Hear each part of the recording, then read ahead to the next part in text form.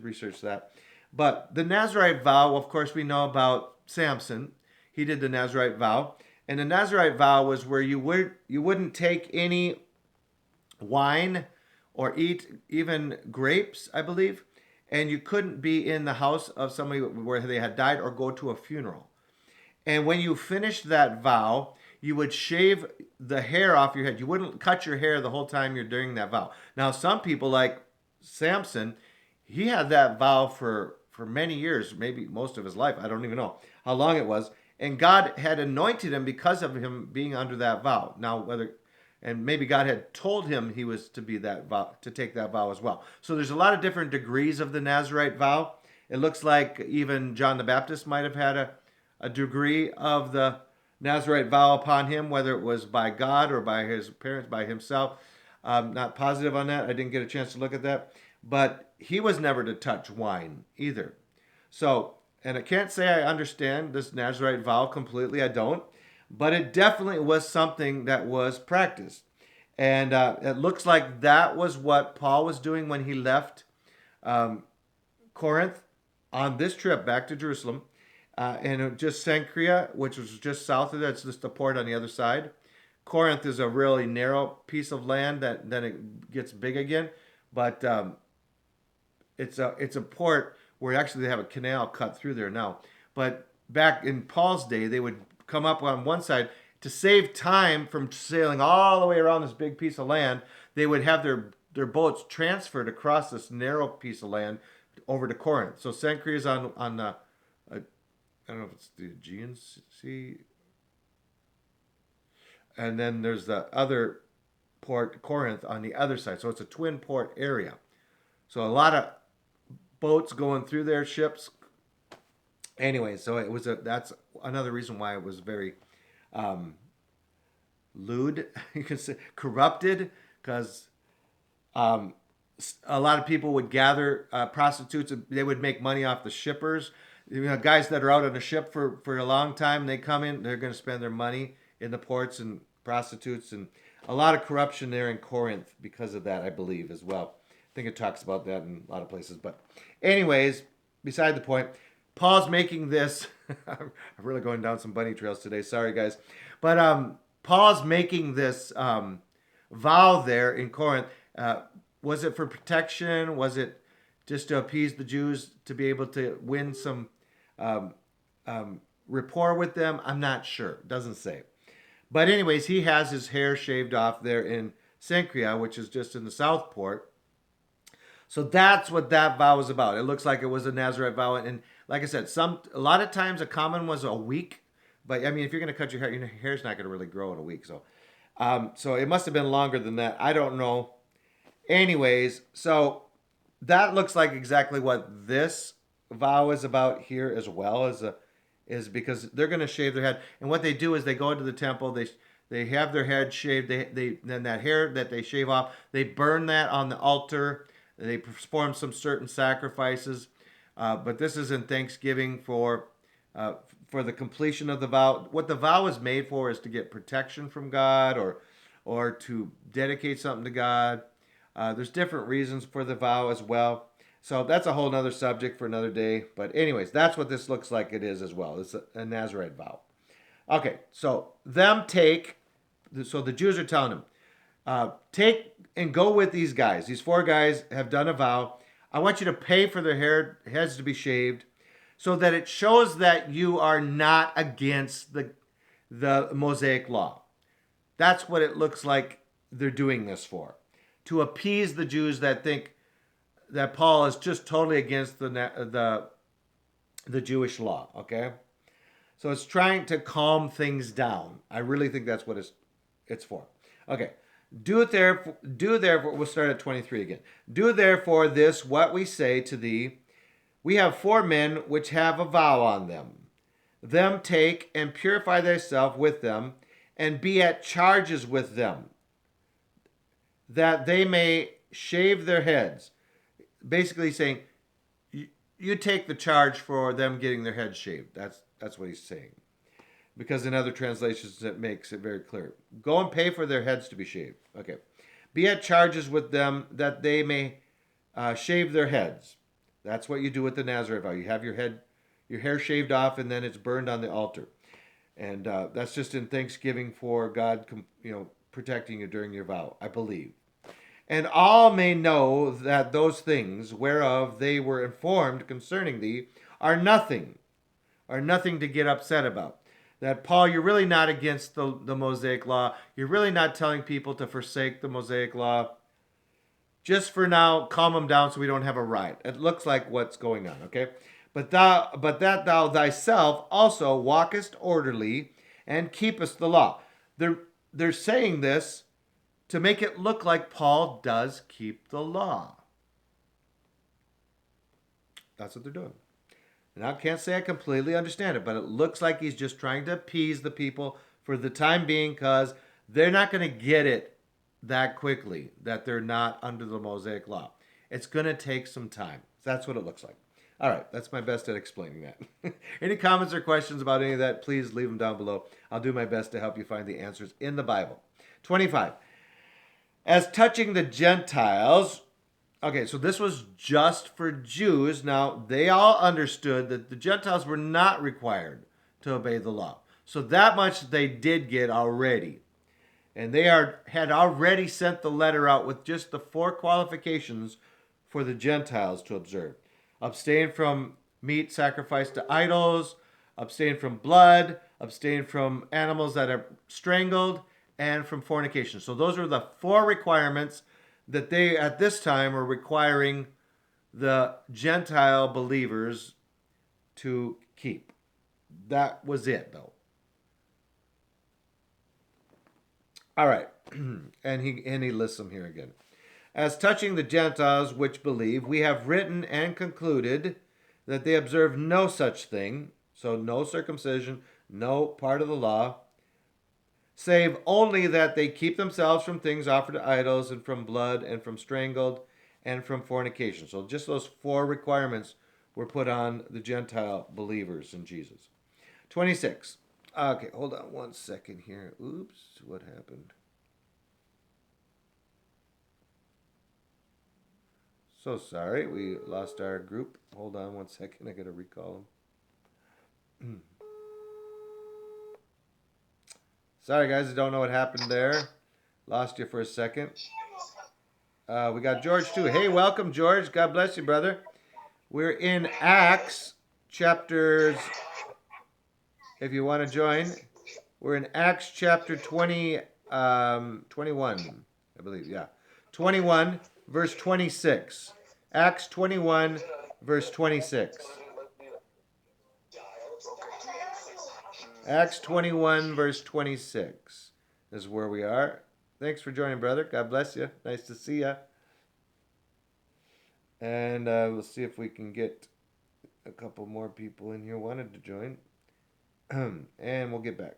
All right, back to Acts 21, verse 26. Then Paul took the men, and the next day, purifying himself with them, entered into the temple to signify the accomplishment of the days of purification, until that an offering should be offered for every one of them.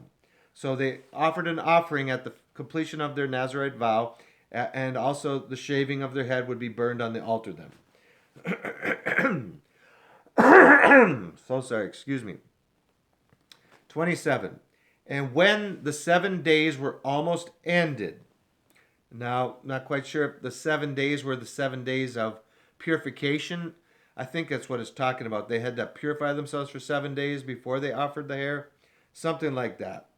And you can go back and look if you feel it's important to understand. Anyways, 27 again. And when the 7 days were almost ended, the Jews which were of Asia, that would have been Western Turkey. So there's Jews from Asia that are in Jerusalem right now. And I believe, what was the feast?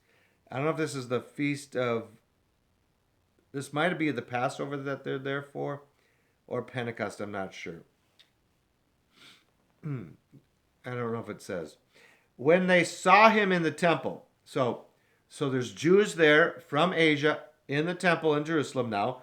Paul's there doing what the apostles thought he should do.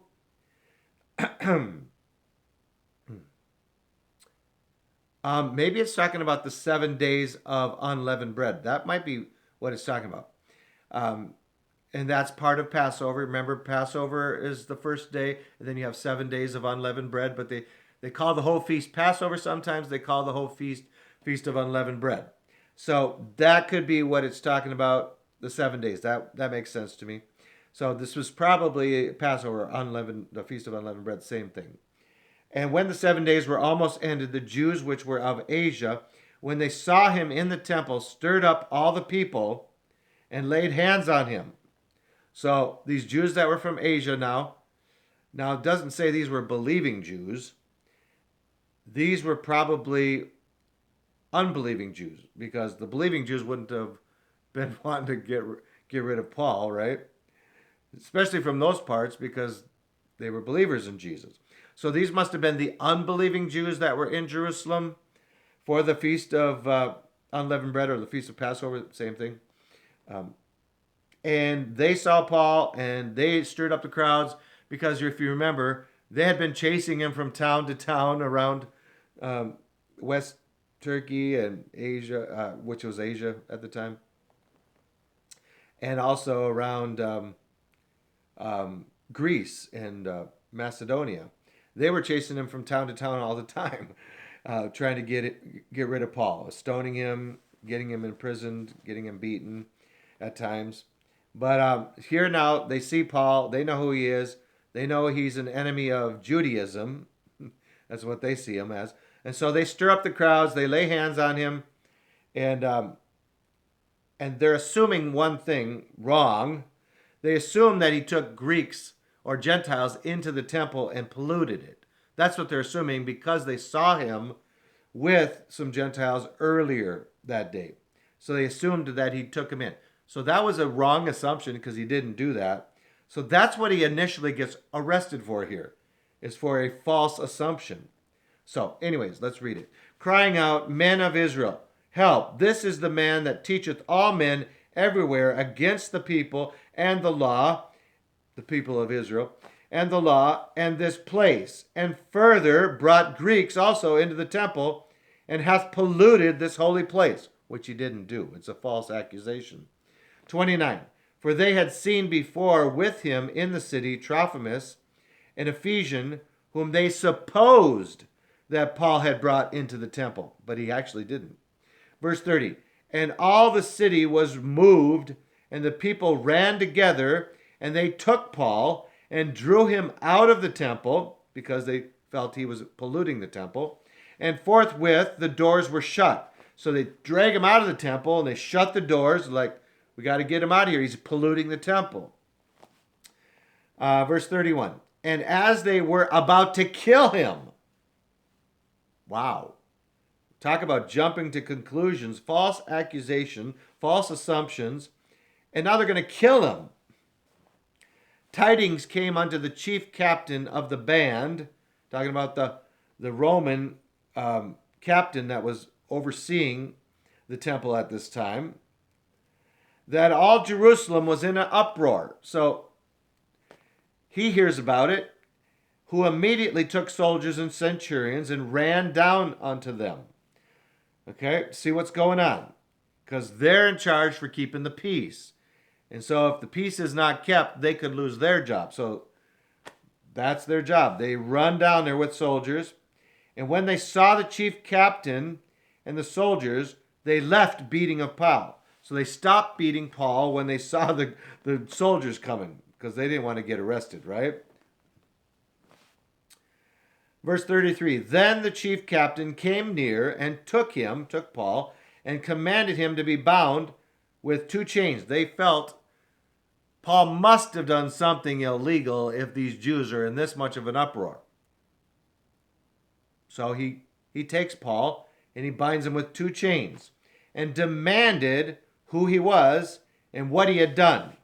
You must have done something to cause all of Israel, all of Jerusalem, to get in an uproar, start, and they're trying to kill you. What'd you do, Paul? He doesn't even know who Paul is. 34. And some cried one thing, some another, among the multitude. And when he could not know the certainty for the tumult, he commanded him to be carried into the castle. So they carried him into the castle. They're going to find out, what did this guy do? They couldn't find out from the crowd because everybody's yelling different things, because there really wasn't anything he did. So they're all falsely accusing him. Verse 35. And when he came upon the stairs, so there's a stairs going up to the castle. You come down from the castle to the temple. We won't get into why that's significant, but it's very significant. And when he came upon the stairs, so it was that he was born of the soldiers for the violence of the people. They were trying to get Paul, even when the soldiers had him, they were trying to rip Paul's arms and stuff. That's how far. So they had to carry Paul up on their shoulders. They had to lift him up to keep him away from the people, it looks like. And when he came upon the stairs, so it was that he was born of the soldiers for the violence of the people. Born of the soldiers. Maybe he was carried. Maybe he was just surrounded by the soldiers. I'm not sure what that means, born of the soldiers. Anyways, for the multitude of people followed after, crying, away with him.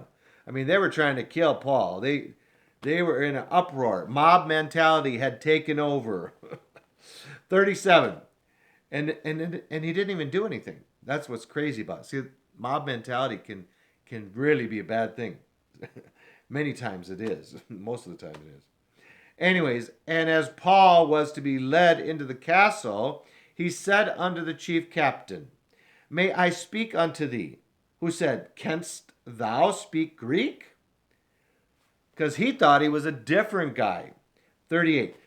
Art not thou that Egyptian, which before these days madest an uproar and leddest out into the wilderness 4,000 men that were murderers? No, Paul's not that guy. But Paul said, I am a man which am a Jew of Tarsus, a city in Cilicia, which is in southeast Turkey today. A citizen of no mean city, no obscure city. That's a pretty major city. That's what it means. Tarsus in Cilicia. A citizen of no mean city. And I beseech thee, suffer me to speak unto the people. Paul goes, give me a chance to speak to this crowd. They don't even know what they're talking about. Let me speak to them. Verse 40. And when he had given him license, so the captain's given Paul permission to speak, Paul stood on the stairs and beckoned with the hand unto the people. And when there was made a great silence, he spake unto them in the Hebrew saying, and when they heard that he spoke Hebrew, they started listening, right? And men and brethren and fathers, hear ye my defense, which I make unto you. And when they heard that he spake in the Hebrew tongue to them, they kept the more silence. And he saith.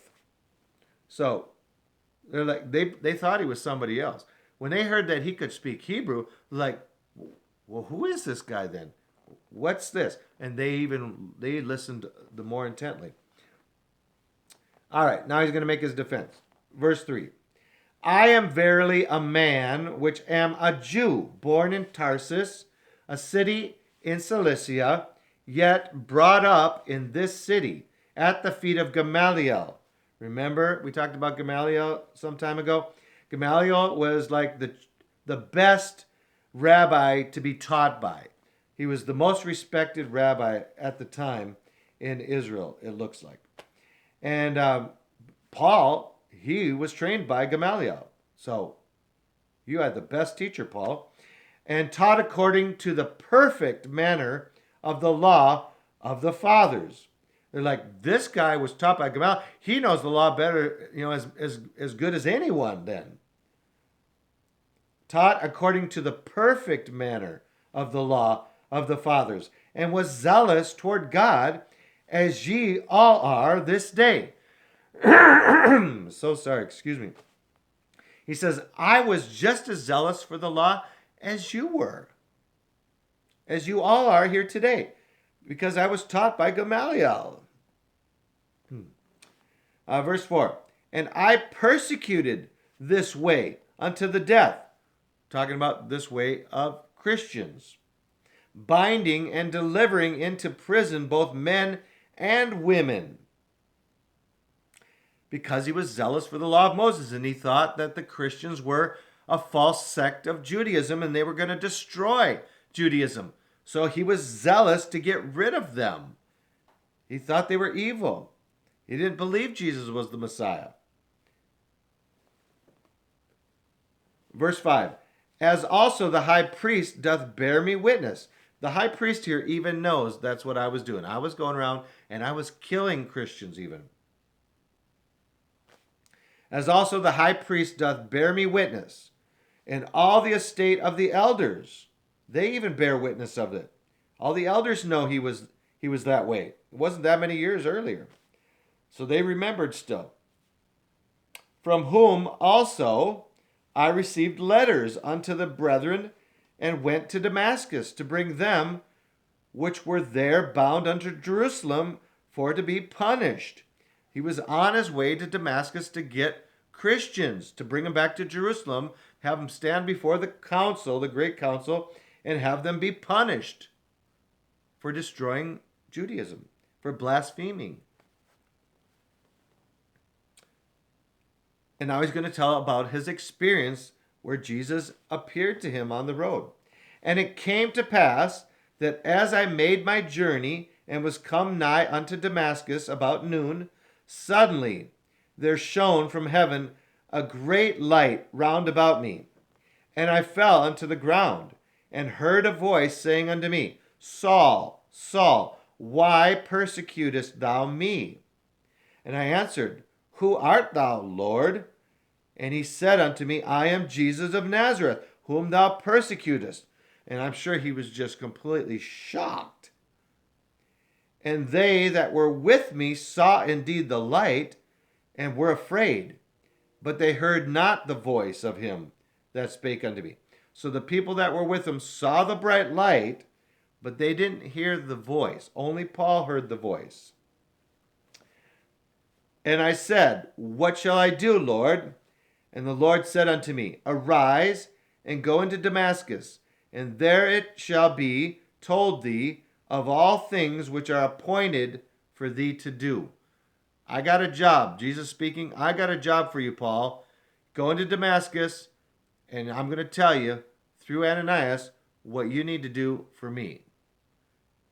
Your mission is now taking a U-turn.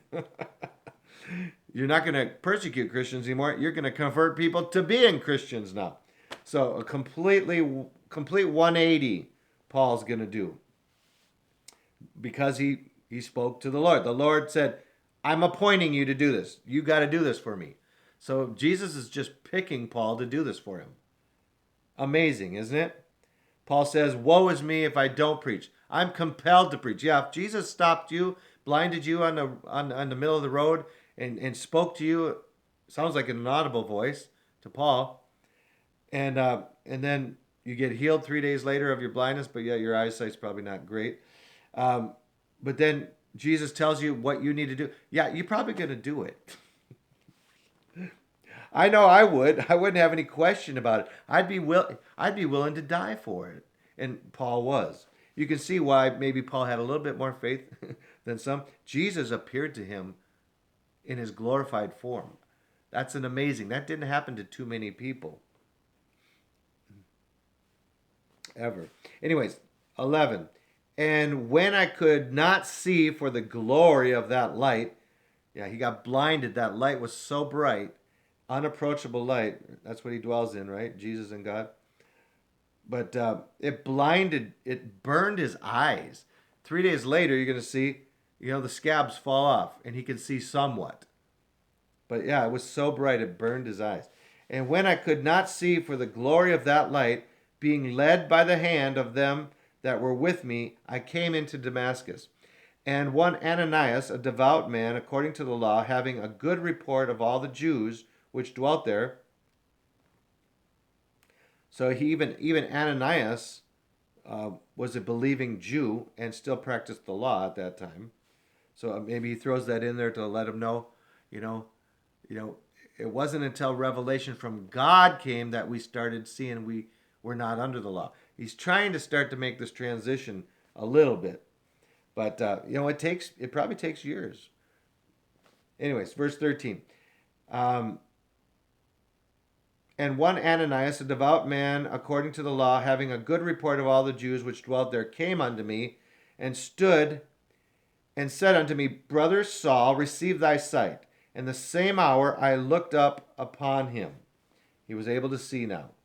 Somewhat. Not very good, though. As you could look at other scriptures, there's a few of them that indicate this probably was the thorn in the flesh that he had to deal with, whether he had continuing disease in his eyes or something. There's several places that indicate that he continued to have a problem with his eyes. He said, see what large letters I write with my own hand. That's one place. He says to, I think it's the Corinthians, he says, I know that you would have torn out your own eyes and given them to me if you could have. Why would he say that if he didn't have a problem with his eyes? So that's why I think he continued to have a problem with his eyes. But God used it to keep him humble because he had such surpassing revelations. That's what it looks like. It looks like that was the thorn in the flesh too, that he begged the Lord to take away. But God didn't, because it was allowed to stay. It was actually a messenger from Satan, he said, to buffet him. But it was to keep him humble, lest he be puffed up with overwhelming pride or something like that, he says. So there's several other places it talks about that, but I think that's what it was. And the same hour I looked upon him. Verse 14. And he said, the God of our fathers, this is Ananias speaking to Paul, hath chosen thee, that thou shouldest know his will, and see that just one, and shouldest hear the voice of his mouth. Whew! How'd you like to be chosen for that? It's terrifying, isn't it, to think of? Verse 15, for thou shalt be his witness unto all men of what thou hast seen and heard. Excuse me. 16, and now why tarriest thou? Arise and be baptized, and wash away thy sins, calling on the name of the Lord. So again here, I shouldn't say again, here we see that baptism is part of washing away your sins. Because baptism is a public profession that you are now going to die with Jesus, be buried with Jesus, and you're going to rise with Jesus to a new life. You're going to die to your old life. You're going to commit to living with a clear conscience. That's what Peter says. It's a pledge of a clear conscience before God. And because of that, faith you're exposing to the public, you're professing to the public your faith. That's what allows God to justly forgive your sins. See, it's your faith, really. But it's revealed when you get baptized publicly, making a public profession of your faith. That's when your sins are first washed away. All your past sins are forgiven at that moment.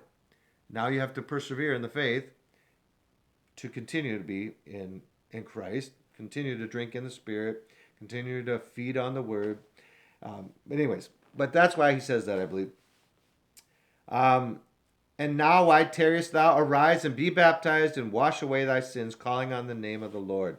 And it came to pass that when I was come again to Jerusalem, now this is years later, okay? He doesn't say that, but when you read it in the original time it happens, it's quite a few years later, because I think he stays. First, he runs to Mount Horeb or Mount Sinai, and then he comes back. He stays 3 years in Damascus. And then he leaves and goes somewhere else. I'm not sure. But I think it was 13 years later that he actually first goes up to Jerusalem. So that looks like it might be 16 years possibly or more before he actually first goes to Jerusalem, although he doesn't mention it here. And it came to pass that when I was come again to Jerusalem. So that came to pass, there's like 16 years, I think. All right. Come again to Jerusalem. Even while I prayed in the temple, I was in a trance, and saw him saying unto me, Make haste, and get thee quickly out of Jerusalem, for they will not receive thy testimony concerning me. He's like, you need to get out of here. This is Jesus speaking to Paul while he's in Jerusalem in the temple. He has a trance happen to him where Jesus speaks to him in this trance. And says, you need to get out of here quickly. They're not going to listen to you. So he did.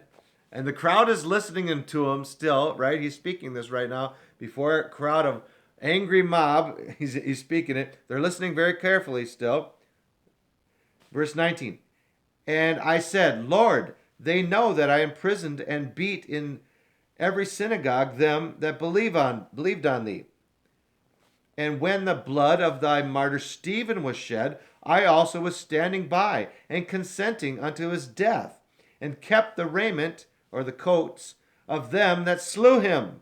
He was the one keeping watch over the coats of the people that slew Stephen. Remember the first Christian martyr, when the first Christian persecution broke out in Jerusalem and they all had to scatter except the apostles stayed in Jerusalem?